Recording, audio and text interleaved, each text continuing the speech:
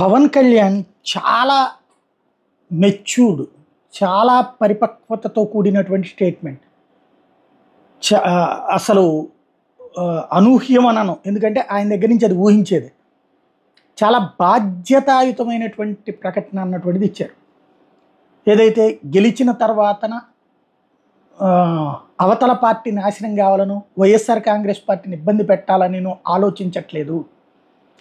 ప్రజలు మా మీద పెట్టినటువంటి బాధ్యత, చాలా బాధ్యత పెట్టారు, ఎక్కువగా నమ్మారు. ఎందుకంటే 100కి 100% విజయం అన్నటువంటిది భారతదేశ చరిత్రలో ఎవరికి జరగల, ఒక్క పవన్ కళ్యాణ్కే సాధ్యమే. కాబట్టి ఆ స్థాయి విజయం ఇచ్చినప్పుడు ఒద్దికగా పనిచేస్తాం, బాధ్యతగా పనిచేస్తాం, వాళ్ళ కోరికలు నెరవేరుస్తాం.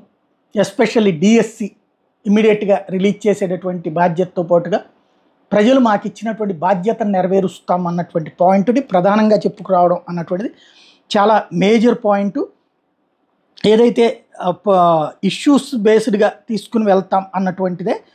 వైసీపీ మీద కక్ష సాధింపులు ఉండవు, మాకు వైసీపీతో వ్యక్తిగత కక్షలు లేవు, కోట్ల మంది ఆంధ్రప్రదేశ్ ప్రజల సంక్షేమం కోసమే పనిచేస్తాం అన్నటువంటి పాయింట్ ఏదైతే ఉందో అది అద్భుతమైనటువంటి ప్రకటన.